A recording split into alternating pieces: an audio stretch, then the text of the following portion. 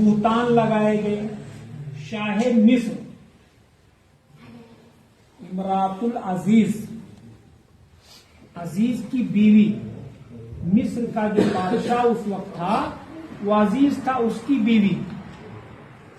तो एक चीज मैं बतलाना चाहता हूं आप लोगों को, मिस्र के बादशाह की बीवी हजरत यूसुफ अलैहिस्सलाम पर फरिश्ता हो गई।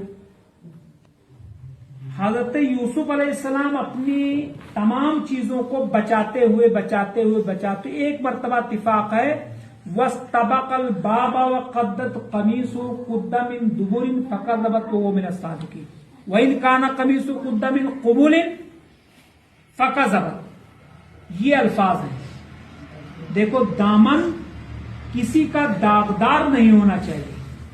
शरीयत ने जो बतलाया है कि दामन के ऊपर, यानी आपके मन और आपकी जिंदगी के ऊपर कोई शख्स उंगली न उठाए।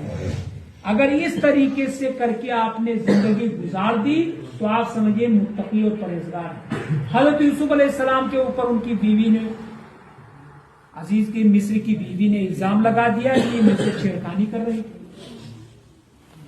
अब बादशाह की बीवी, बहरहाल बड़ा हंगामा हो गया, मारा जाए, ये किया जाए, वो किया जाए, तमाम चीजें उसमें हुई। तो लेकिन हर जमाने के अंदर आप ये समझिए कुछ लोग समझदार और कुछ लोग हक बात को कहने वाले होते जरूर हैं। अगर ना हो तो ये दुनिया कायम न रहे। हक बात को कहने वाले, जालिम के सामने हक बात को कहने वाले अगर दुनिया के अंदर ना रहे तो ये दुनिया खत्म हो जाएगी उसी दिन। अजीजे मिस्र के सामने भी लोगों ने हक बात कही। वह शहीदा शाहिदु मिना लिया, उन्हीं के खानदान में से दो गवाह तैयार हुए और उन्होंने कहा कि बादशाह, अगर हजरत यूसुफ अलैहिस्सलाम की गलती तो ये निशानी होगी और तुम्हारी बीवी की अगर गलती तो ये निशानी होगी। बादशाह को भी मानना पड़ा या नहीं, ठीक है, आप जो कुछ, तुम लोग दो आदमी जो कुछ फैसला करो मान लिया जाएगा। उन फैसला करने वाले ने जो फैसला किया, कहा कि अगर हजरत यूसुफ अलैहिस्सलाम का दामन आगे से फटा है तो गलती हजरत यूसुफ अलैहिस्सलाम की, और अगर दामन पीछे से फटा है तो गलती किसकी है? फकज़बत मुअन्नस के, गलती आपकी, औरत की।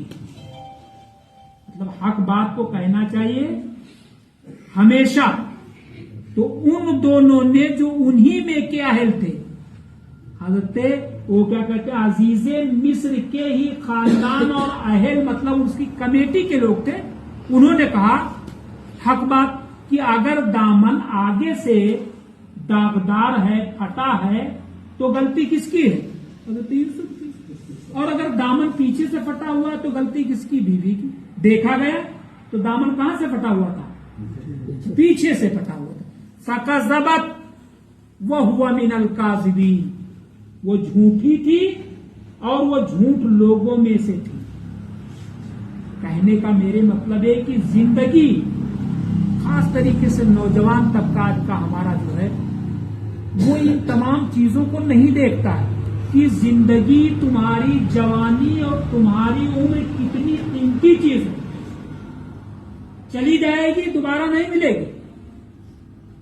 कितना भी तुम कर डालो, दोबारा नहीं। और अगर तुम्हारी जिंदगी में कोई दाग लग गया किसी किस्म का, तो पूरी जिंदगी उसको छुड़ाने के बावजूद तुम साफ सुथरा नहीं हो सकते। समझे? लगे हाथों में दाग तो उसे हिना कहते हैं, और लगे दामन में दाग तो उसे क्या कहते हैं? लगे हाथों में दाग तो उसे हिना कहते हैं। हिना कहते हैं मेहंदी को। तो अगर हाथ के ऊपर मेहंदी लगा दी जाए तो दाग ही तो पड़ता है, तो उसको हिना कहते हैं। अगर दामन पे दाग लगे तो उसको क्या कहते हैं? करीना कहते हैं। ये सब चीज है। अपनी जिंदगी को कीमती समझो, अपनी जुबान पर कंट्रोल रखो।